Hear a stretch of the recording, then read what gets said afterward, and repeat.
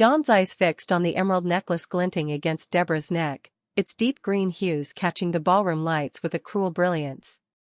This was the same necklace his late mother had treasured, worn during moments filled with love and hope, now reduced to an ornament for his stepsister's ostentatious wedding. The sight hit him like a thunderclap, a sudden rush of shock and grief flooding his chest. How could Sophia, his stepmother, betray his mother's memory by selling their family heirlooms to fund this extravagant event? The grand wedding hall buzzed with laughter and celebration, chandeliers casting glittering reflections on polished marble floors. Guests adorned in elegant attire mingled and toasted, unaware of the silent storm raging inside John. He felt like an intruder in a world that once belonged to him, a ghost wandering through the ruins of a family torn apart. Every glimmer of that necklace was a shard of broken trust piercing his heart. He remembered his mother's gentle smile when she wore that necklace, how she'd say it made her feel like a queen. Now, Deborah wore it without a care, her smug laughter echoing off the walls, flaunting a legacy she had no right to claim. The pearl bracelet on her wrist, the diamond earring sparkling in the light, each piece stolen, sold, and pawned without respect or remorse. John's hands trembled as a violent shudder rippled through his body, his breath catching in his throat. He clenched his jaw so tightly the pain radiated through his temples, fighting to steady the storm within. This wasn't just about jewelry, it was about his mother's life, her memories, her love, fragmented and scattered for the sake of a wedding Deborah didn't deserve. He stepped back, moving stiffly and mechanically through the crowd, his heart pounding like a war drum. The familiar oak door swung shut behind him with a final, unforgiving thud. Outside, the cool night air did nothing to calm the fire blazing in his chest. His fingers shook as he unlocked his phone and typed a message with fierce urgency. "Ryan, emergency. Meet me at the storage unit in 1 hour." His cousin was his only ally in this battle, the one who understood the depths of his pain and the strength he needed to reclaim what was lost. The countdown had begun. 18 hours stood between Deborah's wedding day and the moment John vowed to fight back. The necklace wasn't just a jewel, it was the symbol of a legacy stolen, a silent testament to the betrayal he could no longer accept. As the engine of his mother's old car roared to life, John's resolve hardened. This was the beginning of a quiet, relentless quest for justice. Every red light and honking horn blurred past him as fury and heartbreak fueled his drive to the bank. Inside, the marble floors were cold and unforgiving, mirroring the icy determination settling in his bones. He approached the teller, voice steady but sharp as he demanded access records for the family's safety deposit box. The mention of theft cut through the routine professionalism like a knife. The teller's practiced smile faltered as she revealed the truth. The box had been accessed 5 times in recent months by Sophia. Each unauthorized visit was a violation, a theft not just of jewels but of John's mother's memory. The bitterness of betrayal sank deep, but it fueled a fire that would not be extinguished. John stepped back into the night, the weight of the revelation settling over him like a dark cloud. This necklace, this symbol of his mother's strength and love, would be the first step in a fight he was ready to wage. The road ahead was fraught with pain and struggle, but John knew one thing with unwavering certainty: he would take back everything that was rightfully his. John's world had shattered with the loss of his mother, leaving him adrift in the house where he once felt safe and loved. Returning home after months away at college, he felt like a ghost haunting his own memories. The walls echoed with laughter and warmth that no longer existed, replaced instead by a cold silence and a creeping sense of betrayal. Each room reminded him of a past that was slipping further away, leaving behind shadows and questions he wasn't ready to face. Sophia, his stepmother, was a master of deception. Behind her poised exterior and practiced smile lurked a manipulative spirit who thrived on control. Where once his mother's presence filled the house with comfort, Sophia's calculated ambitions had taken root, twisting the family dynamics to her advantage. Her words dripped with false sympathy, but her actions betrayed a ruthless hunger for power and possessions. John quickly learned that grief was a weapon she wielded skillfully, using it to mask her coldness and justify her selfishness. Deborah, Sophia's daughter, was the living embodiment of this new reality. Oblivious to the pain she caused, Deborah moved through the household like a spoiled queen, flaunting stolen heirlooms with careless arrogance. The emerald necklace, pearl bracelet, and diamond earrings, tokens of John's family history, were nothing more than flashy accessories to her. Her laughter echoed in the halls, a stark contrast to the silent grief that haunted John's nights. She reveled in the attention, unaware or uncaring of the destruction left in her wake. Amidst the turmoil, John found solace in two steadfast allies. Ryan, his loyal cousin, stood unwavering by his side. More than just family, Ryan understood the depth of John's pain and shared his desire for justice. His calm presence was a balm to John's raging storm, offering support and counsel when the burden became too heavy to bear alone. Together, they formed a quiet but determined front against the forces that sought to tear their family apart. Arthur, a trusted friend of John's late father and a seasoned expert in jewelry appraisal, was the other pillar of strength. His knowledge and experience brought clarity to the tangled web of deceit. Arthur's steady demeanor and meticulous attention to detail transformed vague suspicions into concrete evidence. His presence reassured John that their fight was not hopeless and that every stolen piece could be traced and reclaimed. John's encounters with Sophia were fraught with tension and unspoken hostility. She wore the mask of the grieving widow flawlessly, but beneath it lay a calculating woman who resented John's existence. Her subtle insults and dismissive glances chipped away at his resolve, yet they only hardened his determination. Each conversation was a battle, her words cloaked in sweetness but edged with venom. Deborah's willful ignorance and arrogance were glaring. She basked in luxuries bought with the blood and tears of a family she disrespected. Her careless flaunting of the stolen jewelry was a deliberate provocation, an assertion of dominance that John could not ignore. Yet her confidence blinded her to the consequences looming on the horizon. Ryan kept John grounded, reminding him that this struggle was about more than material possessions. "It's about honoring your mother's memory," he said quietly, "about standing up when it matters most." Their plans began to take shape, each step carefully calculated with the help of Arthur's expertise. Arthur pored over appraisal documents, noting the unique flaws and identifying marks that could prove the authenticity of the stolen pieces. His calm assurance bolstered John's fading hope. Every scrap of evidence was another brick in the foundation of their case, a testament to their unwavering commitment. In the quiet moments, when the house seemed to hold its breath, John allowed himself to remember his mother, the lessons she taught him, the warmth she shared, and the strength she instilled. Those memories became his shield and sword, turning sorrow into resolve. He was no longer willing to be a passive witness to the destruction of his family's legacy. As Deborah's wedding day drew near, tension thickened the air. Sophia's facade began to crack, revealing glimpses of desperation and fear. Deborah's arrogance faced an inevitable reckoning. John braced himself for the storm, knowing that the coming days would test his courage and resilience to their limits. With Ryan's unwavering loyalty and Arthur's expert guidance, John prepared to confront the betrayal head-on. The jewels were more than precious stones, they were the last tangible connection to a mother lost too soon and a family fractured by greed.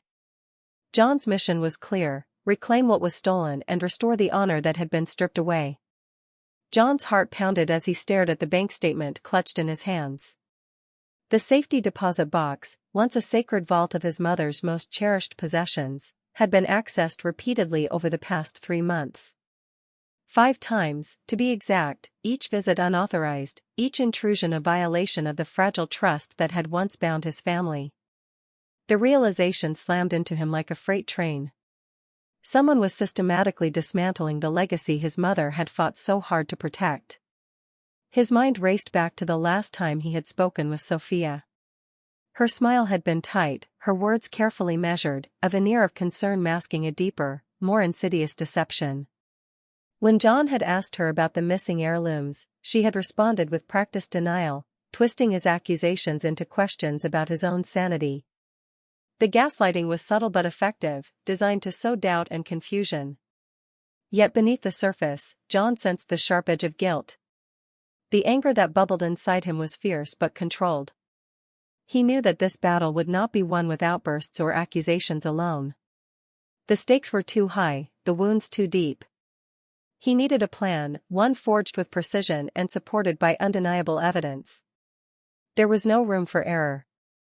Without hesitation, John reached for his phone and dialed Ryan's number. His cousin's calm voice on the other end of the line was a welcome anchor amid the storm. "I've got proof," John said, his voice low but resolute. "Sophia's been breaking into the safety deposit box 5 times in 3 months. She's stealing from Mom's legacy." Ryan's response was immediate, filled with the same fire that burned within John. "We need to act fast. The wedding is days away. If we don't move now, everything will be lost." Together, they began assembling the pieces. Ryan tapped into his contacts, reaching out to legal advisors and courthouse officials who could help uncover more about the ownership of the estate and the legitimacy of Sophia's actions. Meanwhile, John revisited the appraisal documents Arthur had painstakingly reviewed, cross-referencing serial numbers and identifying marks on the jewelry to prepare for any legal challenge. Each discovery added fuel to their resolve. They learned that Sophia's control over the estate was tenuous at best and that John's legal claim as the sole heir could be the key to reclaiming what was stolen. Yet time was their enemy. Every moment brought them closer to the wedding, a day that threatened to erase his mother's memory beneath layers of opulence and deceit. The tension in John's home was palpable. Sophia's demeanor grew more guarded, her smile never quite reaching her eyes. Deborah continued to flaunt the stolen jewels, oblivious to the gathering storm. John watched them from the shadows, a silent force preparing to strike. Late at night, John and Ryan pored over documents and strategized their next moves. They discussed filing restraining orders, obtaining court injunctions, and preparing for the inevitable confrontation at the wedding venue. Every step was calculated, every detail scrutinized to ensure their plan would hold under scrutiny. John's fury was tempered by a growing sense of purpose. The betrayal he felt was deep and raw, but it sharpened his focus. This was no longer just a fight for jewelry, it was a battle for justice, for the dignity of a mother whose memory had been trampled upon. He vowed to see it through, no matter the cost. As the wedding day loomed nearer, the stakes escalated. The lavish preparations contrasted sharply with the quiet determination of a young man ready to reclaim his family's honor. John knew the path ahead would be fraught with pain and conflict, but he also knew that surrender was not an option. The countdown had begun, and with it, the promise of reckoning. John's silent war was about to erupt into a confrontation that would change everything. John sat alone in his childhood room, the silence around him thick and suffocating. The walls, once filled with warmth and laughter, now seemed to close in like a cage, trapping him with memories that refused to fade. He reached out to touch the empty space where his mother's favorite painting had hung, a quiet reminder of a life that was abruptly stolen from him.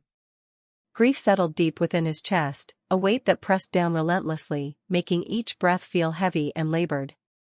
The betrayal gnawed at him with a relentless hunger. Sophia, the woman who should have respected his mother's memory, had instead turned that legacy into a commodity, selling off precious heirlooms to fund her daughter Deborah's extravagant wedding. It wasn't just the loss of jewels, it was the erasure of his mother's presence, a violent rewriting of the past that left John feeling hollow and powerless. The injustice of it all threatened to consume him, twisting sorrow into a tempest of anger and despair. Yet beneath the fury, there was a fragile vulnerability that John struggled to contain. Memories flooded his mind, his mother's gentle voice, her quiet strength during long nights of illness, the way she had always made their house a home filled with love. Those recollections were bittersweet, a source of comfort and pain intertwined. He allowed himself brief moments to weep, to mourn not only the woman he had lost but the family that had been shattered in her absence. The internal battle was exhausting. Anger surged like wildfire, fueling his determination to reclaim what was stolen, but it also threatened to overwhelm his reason. At times, John felt like he was drowning in a sea of emotions, unable to find solid ground. The weight of grief and betrayal pressed down on him, threatening to break the fragile resolve he clung to. In those moments of darkness, Ryan's voice echoed in his mind, calm, steady, a beacon of hope. "We fight for her memory, for the justice she deserves," Ryan had said. Those words became a lifeline, reminding John that he was not alone and that his pain could be channeled into strength. The fight was bigger than jewels, it was about reclaiming dignity and truth.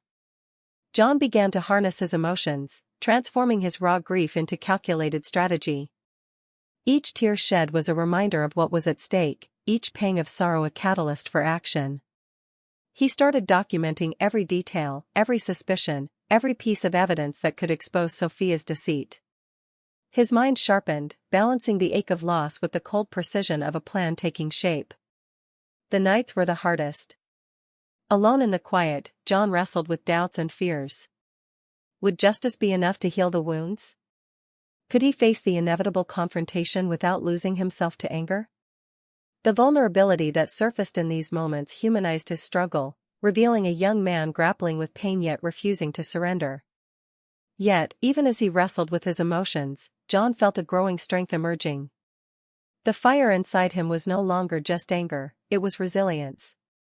It was the determination to honor his mother's legacy by fighting back with every ounce of courage he possessed. This internal transformation fortified him, preparing him for the battles ahead. John's reflections deepened his understanding of loss and betrayal, but they also ignited a fierce hope. He envisioned a future where his mother's memory would be restored, where truth would triumph over deception. That vision became his guiding light, a promise to himself and to the woman he had loved and lost. Amidst the turmoil, John found moments of peace in small rituals, revisiting old photographs, listening to his mother's favorite music, holding on to the few remaining pieces of her jewelry that had not been taken.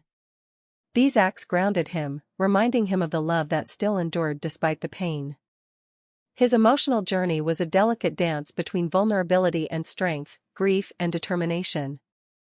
It was a testament to the complexity of human resilience in the face of profound loss and injustice. John was no longer just a victim of circumstance, he was a warrior prepared to reclaim his heritage and his future. As the wedding day drew nearer, the storm within John settled into a quiet, focused resolve. The pain remained, but it no longer defined him. Instead, it propelled him forward, fueling a silent but relentless quest for justice and closure. Ryan sat across from John in the dimly lit room, his expression serious but hopeful. Weeks of digging through legal records and family documents had yielded a discovery that could change everything. "John," Ryan began carefully, "I found something important. Linda never legally adopted you." The words hung in the air like a lifeline. John's brow furrowed as he absorbed the revelation. Throughout their struggle, Sophia's control had always felt absolute, her claims unquestioned by those around her. But this meant the legal foundation of her authority was shaky at best. Without adoption papers, John was still his mother's sole rightful heir. The implications were staggering. Ownership of the estate, and by extension, the jewelry, belonged solely to John. This legal nuance provided a powerful tool in his fight to reclaim what had been stolen.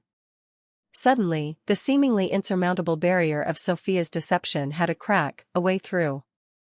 Ryan pulled out a folder thick with documents, marriage certificates, wills, estate filings, and most crucially, the absence of any adoption records linking John to Sophia.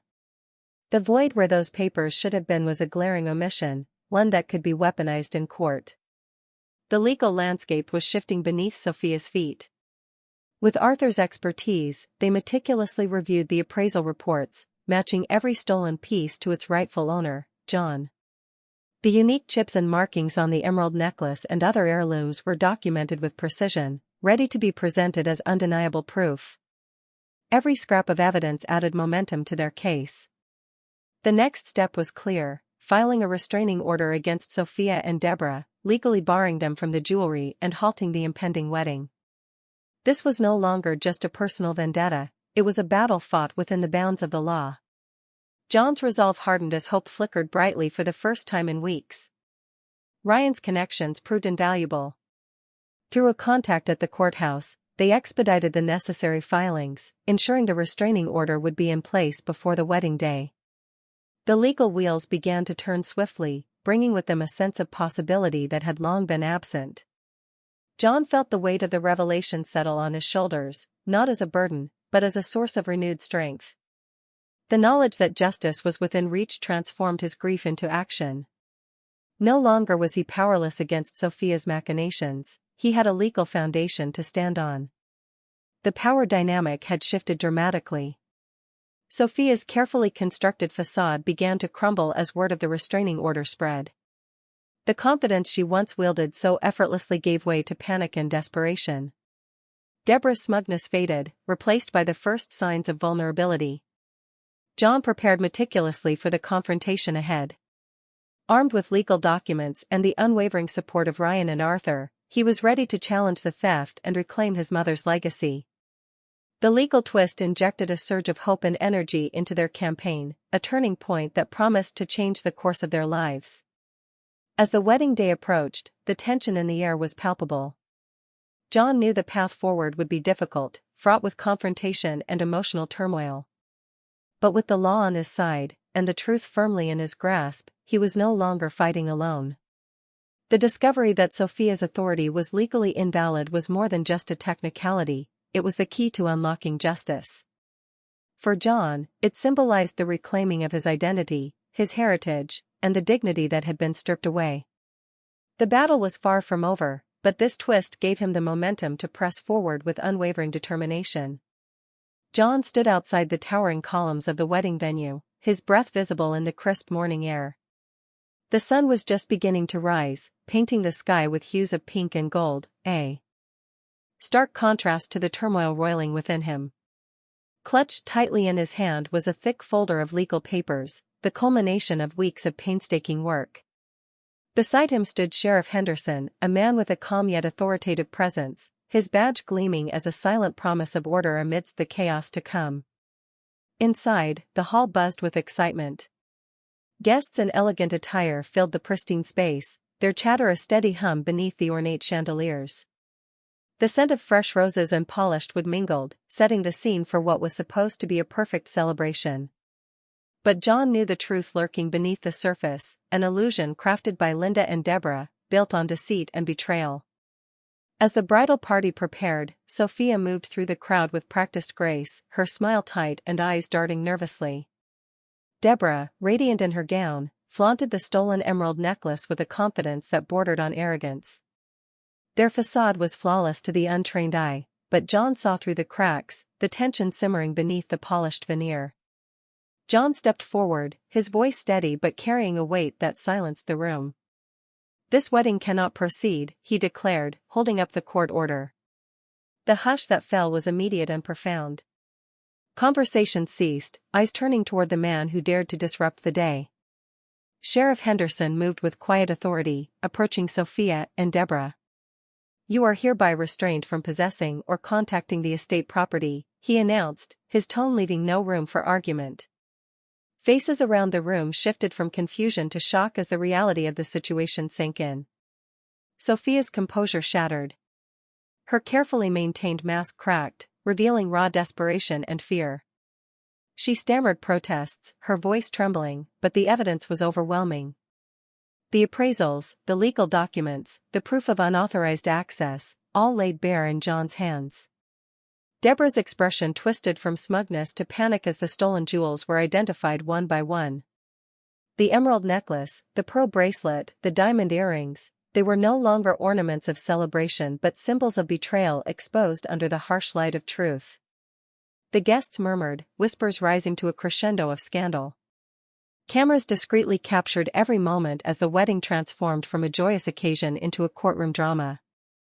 The tension was electric, charged with the weight of shattered illusions. Sheriff Henderson stepped forward with handcuffs, the metal clicking sharply as he restrained Sophia.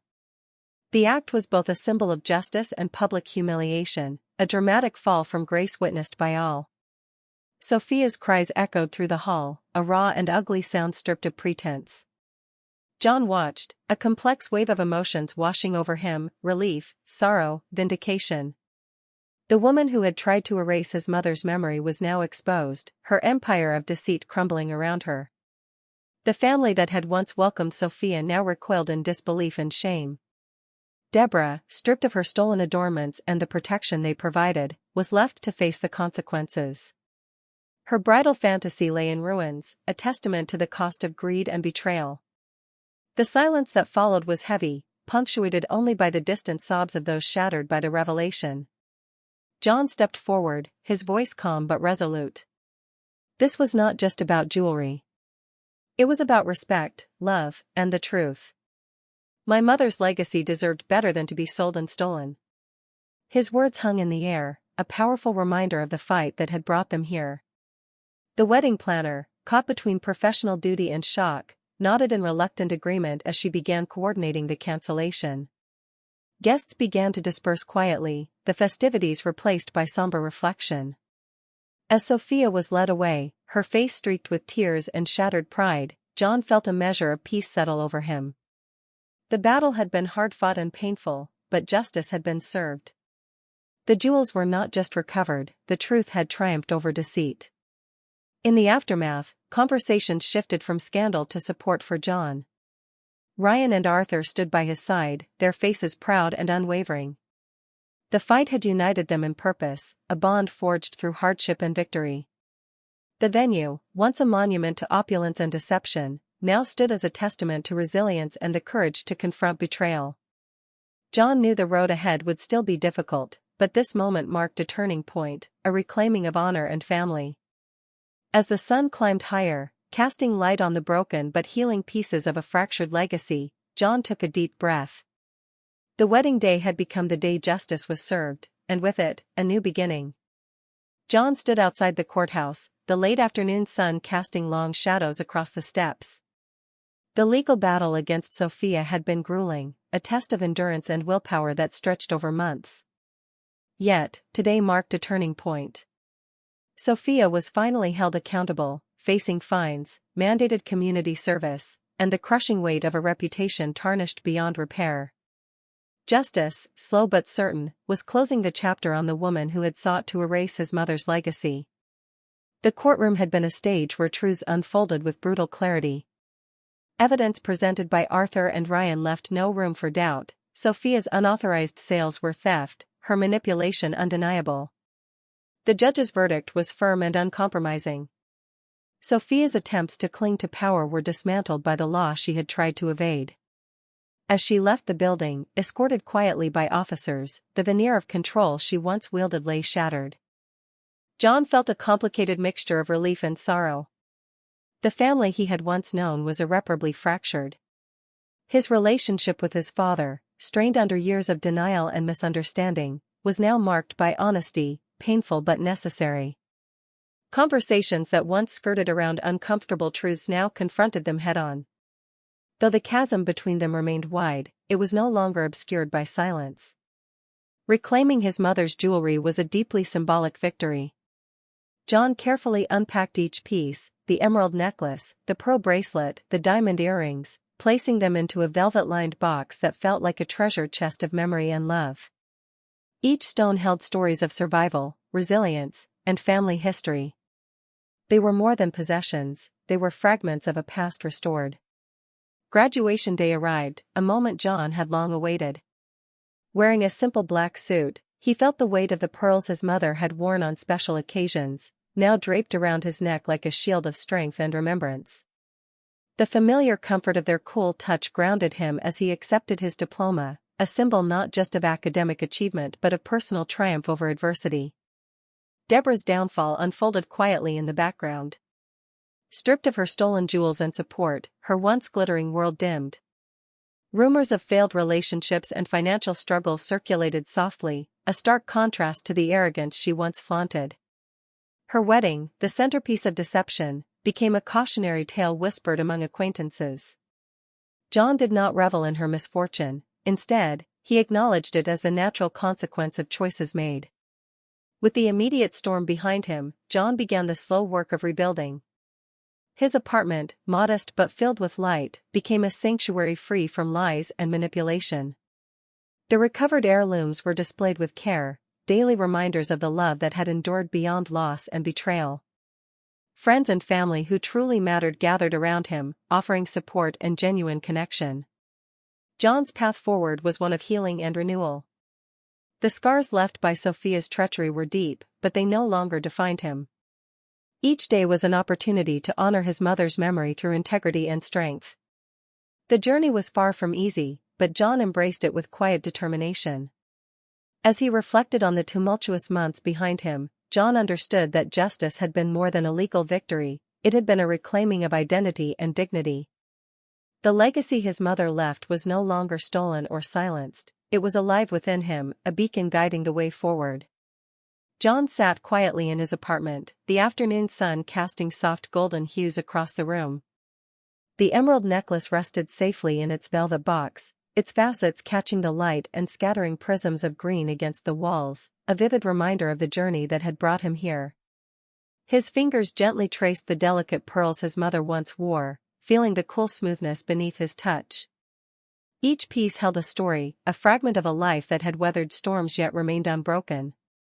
The months of struggle, pain, and determination had culminated in this moment, a quiet victory not marked by fanfare, but by the profound restoration of something far greater than jewels.